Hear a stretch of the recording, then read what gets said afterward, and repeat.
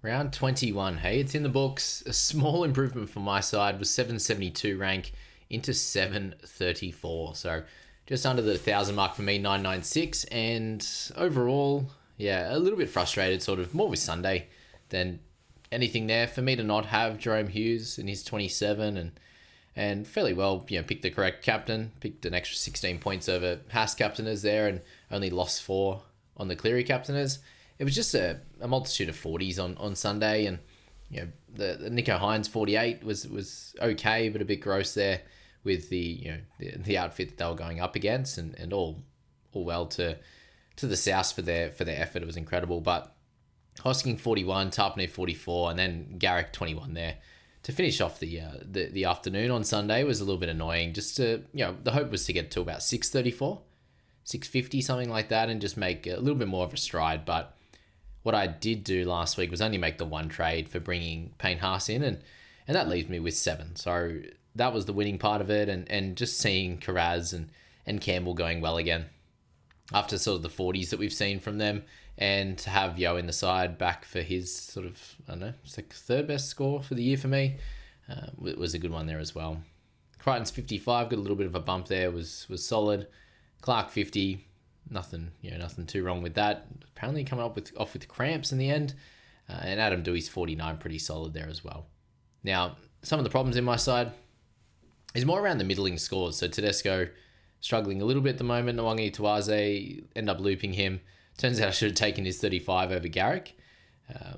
But yeah, you got to go for the upside on those ones. Unfortunately, we picked up the 14 on the downside. But yeah, that's okay. We deal with that as it comes.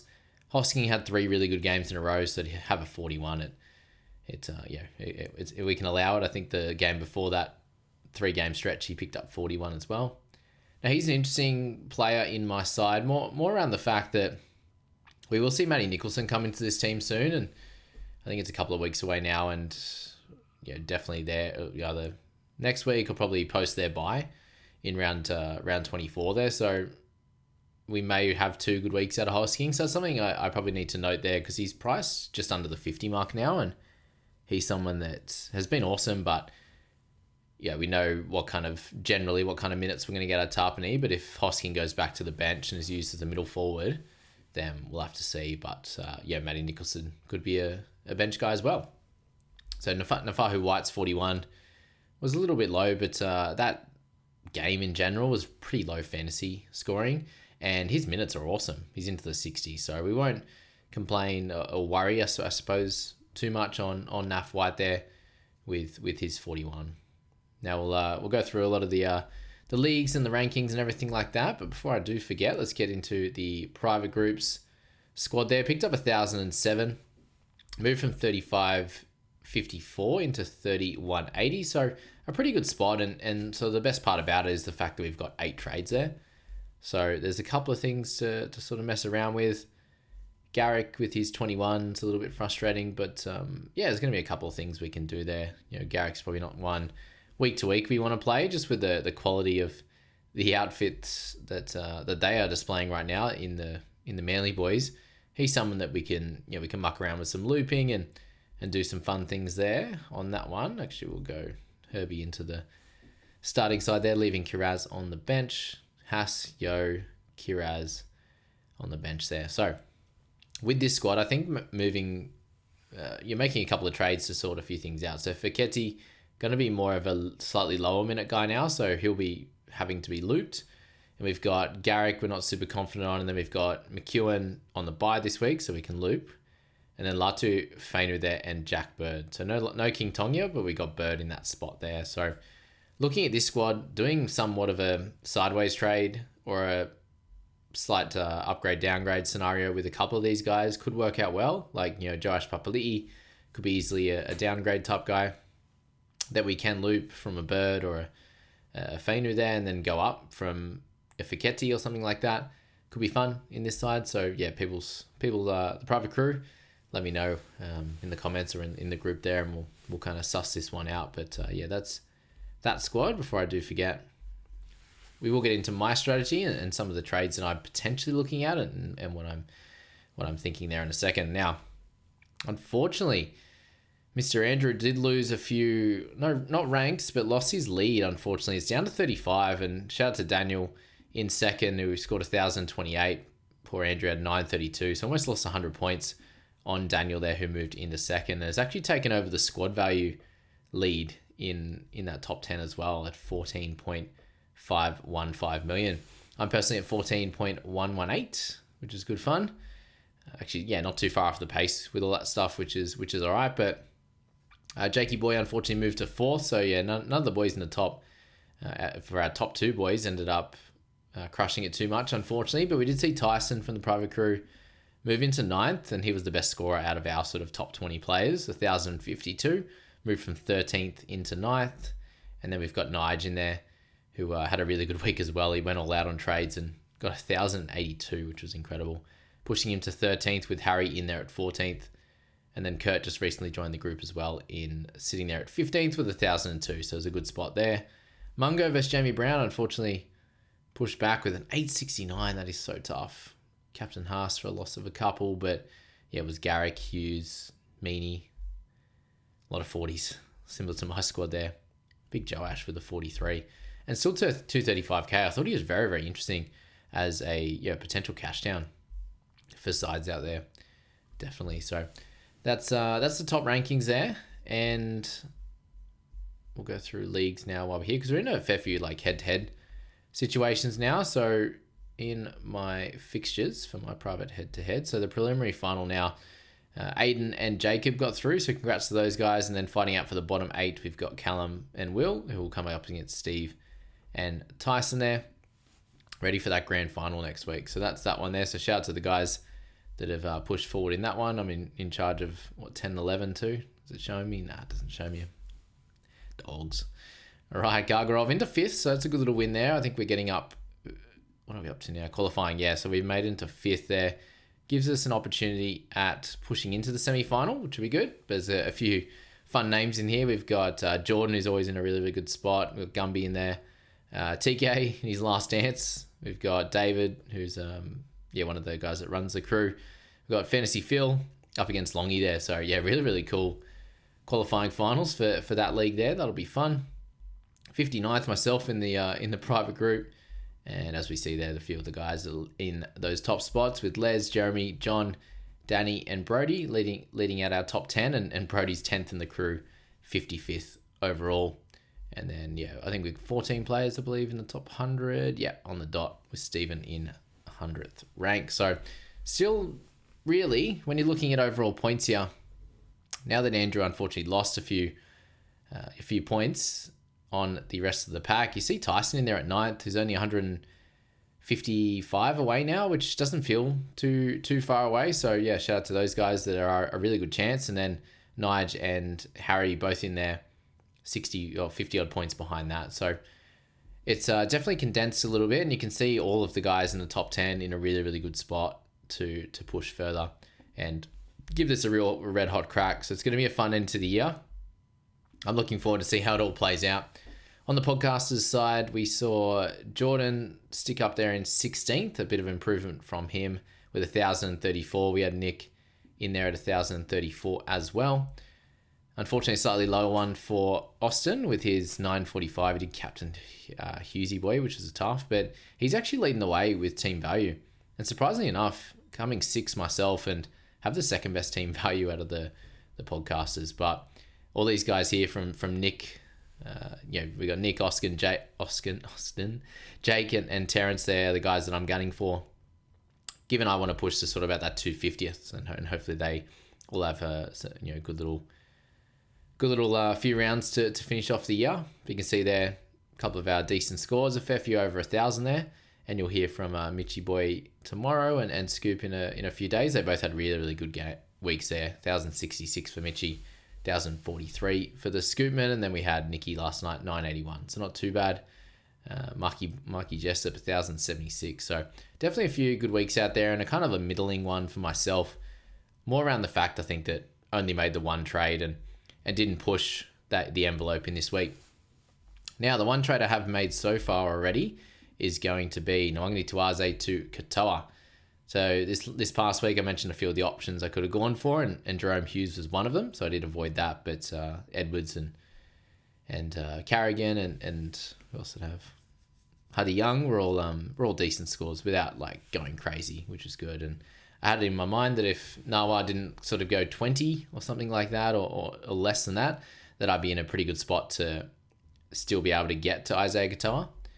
Now, the second question for me is sort of if I'm looking for a second trade or a third trade, and if the 3 trade option probably means I am removing a Latu Fainu from the side. So I'm sitting there with 3 Tigers right now, and they do have a buy in around 25 or 26 it is for them, and then the Cowboys. So Latu would probably go down to a cheaper option, Joe Ash or something like that, and that would allow me to go to upgrade, so the one I've just made with Katoa. And then when we look at the side here, the guys I'd be looking to trade, Hosking or Tarpany could be an option, and I could just do the 2 trades and straight swap. That could be fine, but how much of a big upgrade is it? Going Garrick, there's not a lot. I think I have 17k, so I need to trade someone at 580, so unfortunately not a tremendous amount of options down in that sort of 580 slot. We do have Matt Timoko, Burton, so those types of guys. Reece Walsh, you're taking a punt on. All those types of players, which aren't incredible, to be honest. There you've got Tanner Boyd a fair bit lower. We've got Galvin, we've got Humphreys, we've got these types of guys, right? Stefano, you could take a bit of a punt on. But if I went for the triple trade and bring me down to 4 trades in total, which isn't bad overall, I just think that would really push me into a spot where 17 really, really good scorers, and I'm not sitting there hoping that they do okay, and I just get that middling sort of 40 score or a 20 from Garrick or something like that. The other potential option, rather than going right down to a Joe Ash, was actually for myself to go to like a McEwen, who's actually on buy. Wherever he is, McHugh. It's because he's not available this week. Anyway, he's a 369k, and I could drop Fainu down to him and then do a bit of an upgrade from one of our guys. So it does help me out a little bit. Not crazy, but it gives me like 45 extra $1,000 and a looper. And I think the real story here is just setting my team up correctly. So with the Eels and the Storm players, I have none of them, so that doesn't really help me too much. And in terms of the next game, it's Aaron Clark, it is Herbie Farnworth, and would be Isaiah Katoa. The third game there, I don't have any bunnies, and just got Payne Haas, which we probably don't need to loop. Of course, all my looping players are in the later games. We would then move to the Titans game, where I've got JC, and then I've got Cleary, so all guys that we're pretty confident with. And the next one would probably be a looping game with a Tarpany or a Hosking or something like that. Now, it's a little bit annoying that it's pretty late, but the theory with that one would be that because Latu plays later in the week, that we could drop him to a McEwen and then hopefully be able to do something. But the question's going to be my options to trade in. Do they play later in the week as well? If my trade out to Garrick, then I could make it happen there. But Fainu to McEwen as a looper. The Eels one doesn't work. I couldn't get Choash, could I? Unless I did that early. So, could I get to Donahue? I think Donahue's a pretty interesting one at that 620 odd K, to be honest. Yeah, it's a bit awkward down there, isn't it? Moses, JJ Jolliffe, you got Drinkwater. So, yeah, it doesn't fill me with a lot of confidence at that range. Like if I'm getting 45k plus a 17 at 62, leaves me sort of 620 odd. McInnes, I don't think I get to Donahue. So really the guys we'd probably want to look at, and the ones that are worth an upgrade, would be from 650 and above. You've got Harry Grant, you've got Beau Fermor, you've got Preston that could do a job. Then you're looking at Dearden as a fun half pick, but I'd pick Isaiah Katoa first. Edwards I'd love at 675. Carrigan at 677. Fogarty I probably can't get another radar, so I'm going to stay the same with Hudson Young. Blake Brayley we could get, be 760k, and then Ellie Katoa, he's okay at this point. and then Maxi King. So really, the upgrades aren't tremendous. So I'm just going to go through and kind of see what or how we'd want it to look coming into this week. So looking at my starting 13 right now, the guys that I'm not comfortable or comforting. How good am I going? So Teddy there, he's a small worry, clearly. So Farnworth will go straight into the starting side. Dewey we can play safely. Nico Hines we would play over Garrick every day of the week. Kiraz, Hosking, Tapane. Yeah, so we're sitting in a spot like that. So maybe it's just maybe even it's just a single trade week because it doesn't look spectacular. I actually do like the look of like a Kaipi's ball or something like that. It's pretty fun. 17k from Tarpanay gets me 650, which is just below those three guys that I mentioned. Zach Hosking, 17k gets me to 680 odd, which actually gets Dylan Edwards, which is pretty fun. So I've got Turbo in there. Edwards and Carrigan are pretty fun sort of picks there. So that could work for Hosking, but still sitting there with the centre and wing fullback duel for Garrick and Kiraz there. Got the mid back up. I've got the edge back up right now. If Hosking was to leave the side, then I'm removing that edge back up. So that's something you should have a look at on your side as well. Just making sure that fits you and where you're at. So maybe Hosking at this point is kind of a lock in the side just for that alone, or it maybe is a hold at this point, and I loop one of him or Taps and kind of work it out from there. And again, when I say loop, it's just see how they play in number 5, because I'm pretty well set on playing almost everyone else. Like, could I trust Turbo or Hosking? It's probably Turbo at the moment, maybe Turbo over Tarpanay potentially at the moment, but they're kind of close, right? Nico Hines, we know he has, he's got the Cowboys this week, so you got to play him and feel pretty confident. The rest of the side there is looking pretty strong. So it's really, at the moment, the three guys I'm not super comfortable with are Garrick, La Tufenu, and King Tonga. And then it's just deciding from Tarpanet, Hosking, and Turbo, really, as the guys that we're worried about. I think Teddy, he's going to get the boys off the canvas. White should be sweet. He's done a really, really good job. So I think overall we're in a pretty good spot, and I don't have to force it. I think it might just be a situation where I loop one of those guys in that later rounds that I'm not super comfortable with.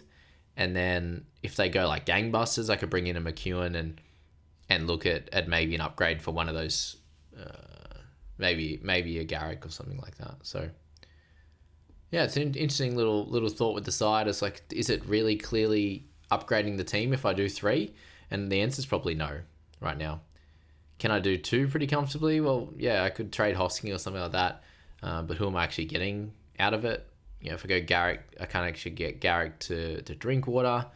So yeah, it's not super easy. Do you go Garrick and go like a Galvin or something like that to improve? But then you're making that decision again with Hosking, Taps, Turbo as to which one you want to play. And yeah, a lot to sort of play out over team lists. It sounds like Payne Haas is okay, so that's good news. But yeah, generally very, very happy with the squad. And look, if I can only make the one correct trade this week, then maybe it's a double the following week or something like that. 1 up, 1 down. If something pops up and we can, we really want someone, or someone gets injured and it's like, okay, the next guy up is going to be super important. Yeah, sort of a couple of things to think about. But yeah, Edwards against the Titans is going to be fun. And then how's it finish for him? Titans, Knights, Storm, Raiders, Dogs, Dragons. So it's okay overall, but he's gotten very expensive after 3 good scores in a row. I think we'll leave it there, guys. I'll work through some strategy over the next few days, but it may not be worth it to go 2 or 3 this week unless one of those loopers that I said goes absolutely gangbusters. How'd you go this week, guys, and results? Let me know what thoughts you potentially have on trades heading into this, but it does sound like Payne Haas is okay, and a lot of people will have to replace Jerome Hughes there, and how many clear gun options are there at those higher prices? It's an interesting question to answer. Hope you enjoyed that, guys, and we'll see you in the next one.